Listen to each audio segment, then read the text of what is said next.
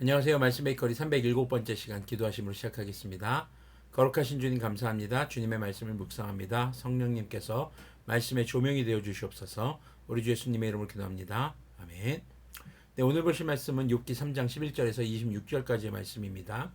어찌하여 내가 못해서 죽지 않았던가? 어찌하여 어머니 배에서 나오는 그 순간에 그 숨이 끊어지지 않았던가? 어찌하여 나를 무릎으로 받았으며 어찌하여 어머니가 나를 품에 안고 젖을 물렸던가? 그렇게만 하지 않았더라도 지금쯤은 내가 편히 누워서 잠들어 쉬고 있을 텐데, 지금은 폐허가 된 성읍이지만 한때 그 성읍을 세우던 세상의 왕들과 고관들과 함께 잠들어 있을 텐데, 금과 은으로 집을 가득 채운 그 통치자들과 함께 잠들어 있을 텐데, 낙태된 핏덩이처럼 살아있지도 않을 텐데, 햇빛도 못 본 핏덩이들처럼 되었을 텐데, 그곳은 악한 사람들도 더 이상 소란을 피우지 못하고 삶에 지친 사람들도 쉴 수 있는 곳인데, 그곳은 갇힌 사람들도 함께 평화를 누리고 노예를 부리는 감독관의 소리도 들리지 않는 곳인데, 그곳은 낮은 자와 높은 자의 구별이 없고 종까지도 주인에게 자유를 얻는 곳인데, 어찌하여 하나님은 고난당하는 자들을 태어나게 하셔서 빛을 보게 하시고 이렇게 쓰디쓴 인생을 살아가는 자들에게 생명을 주시는가? 이런 사람들은 죽기를 기다려도 죽음이 찾아와 주지 않는다. 그들은 보물을 찾기보다는 죽기를 더 바라다가 무덤이라도 찾으면 기뻐서 어쩔 줄 모르는데, 어찌하여 하나님은 길 잃은 사람을 붙잡아 놓으시고 사방으로 그 길을 막으시는가? 밥을 앞에 놓고서도 나오느니 탄식이요, 신음소리 그칠 날이 없다. 마침내 그렇게도 두려워하던 일이 밀어닥치고 그렇게도 무서워하던 일이 다가오고야 말았다. 내게는 평화도 없고 안정도 없고 안식마저도 사라지고 두려움만 끝없이 밀려온다. 자, 욥의 탄식은 어제 말씀 묵상에서 창조의 부정에서 이제 오늘 말씀으로 가 보면은 죽음을 갈망하는 지경에까지 이르게 됩니다. 죽음만이 자신의 고통을 끝내고 또 진정한 안식을 얻을 수 있을 것이라는 착각이 사로잡히기 시작하는 것이죠. 게다가 욥의 이런 고난은 하나님의 허락하에 사탄에 의해서 그를 둘러싸고 있는 하나님의 보호가 있는 울타리가 사라졌기 때문인데, 고난, 그렇게 해서 사탄을 통해서 온 고난인데, 욥은 지금 23절에서 죽음을 갈망하는 자신을 하나님께서 막으시는 것으로 표현하고 있습니다. 완전히 반대로 지금 받아들이고 있는 것이죠.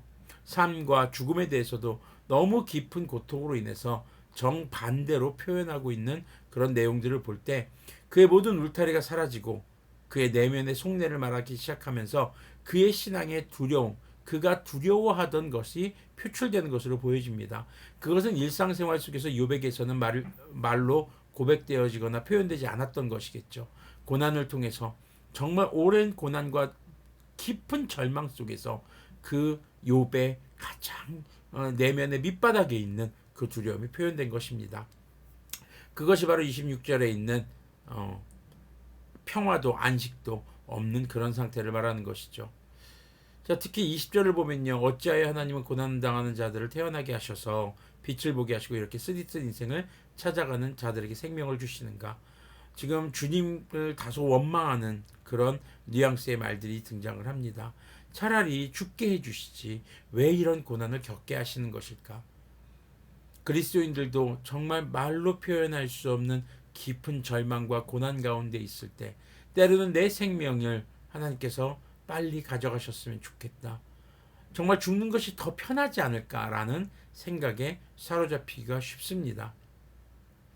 그런데 혹 여러분들 중에서도 그런 생각이 지금 드신다면은 포기하지 마시고 끝까지 욥기를 묵상하시면서 우리가 주님의 뜻을 찾아가기를 소망합니다. 우리가 신앙생활을 하면서 주님께 하는 고백들이 경건과 거룩한 삶을 지향하는 것인지, 또 우리가 두려워하는 것을 피하기 위함인지 때로는 이렇게 고난을 통해서 깨닫게 될 때가 있죠. 그렇다고 고난 가운데서 정말 이렇게 깊은 절망 가운데서 욥과 같은 탄식이 잘못되었다고 보기는 어렵습니다. 다만 주님 앞에 자신의 깊은 속내를 털어놓고 기도할 때 우리는 우리의 믿음을 바른 기초부터 다시 세울 기회가 된다는 것을 기억했으면 좋겠습니다. 고난 가운데 있다고 죽음을 갈망하는 깊은 어둠까지 가지 않기를 바랍니다. 욥기를 끝까지 읽으면서 주님 앞에 죄가 없던 사람이 겪는 고난의 의미, 그리고 대처 자세를 묵상하면서 진정한 생명과 삶, 그리고 믿음의 가치를 발견하기를 소망합니다. 너무 깊은 절망은 우리가 주님의 의도를 정반대로 생각하게 하는 그런 부작용을 낳을 수도 있습니다. 여러분들 포기하지 마시고 여러분들이 겪는 그 고난, 그 고난의 의미, 그 고난을 통해서 주님께서는 무엇을 여러분들에게 주기를 원하시는지를 발견해 가기를 소망합니다. 여러분 오늘 말씀의 제목처럼 포기하지 마시기를 바랍니다. 기도하겠습니다. 거룩하신 하나님 감사합니다. 이 말씀을 묵상하는 가운데 정말 이 베이커리를 보시는 분들 가운데 깊은 절망과 슬픔과 말할 수 없는 탄식과 너무나도 괴로운 심정 가운데 있는 분들이 있으십니까? 정말 말로 정말 그들의 하나님한테 저 죽기를 간구하는 그런 상태가 있으십니까? 주님, 저는 그분들에게 정말 정죄할 권리도 그분들에게 뭐라고 할 권리도 없습니다. 다만 주님 성령님께서 그들을 찾아가 주셔서 끝까지 그들의 생을 포기하지 않고 주님께서 주신 생명과 그리고 믿음의 가치를 발견해가는 그런 성도님들 주님의 자녀들이 되도록 긍휼을 베풀어 주시옵소서. 주님께서 주신 그 생명의 가치를 잃지 않는 그런 모습이 되도록 도와주시옵소서. 우리 주 예수님의 이름으로 기도합니다. 아멘. 네, 포기하지 마십시오. 여러분들과 함께 기도하겠습니다. 언제든지 연락 주시고 문자를 주신다면 또 찾아오신다면 함께 기도하겠습니다. 여러분들 오늘 말씀의 제목처럼 주님께서 주신 모든 삶을 포기하지 마시기를 바랍니다.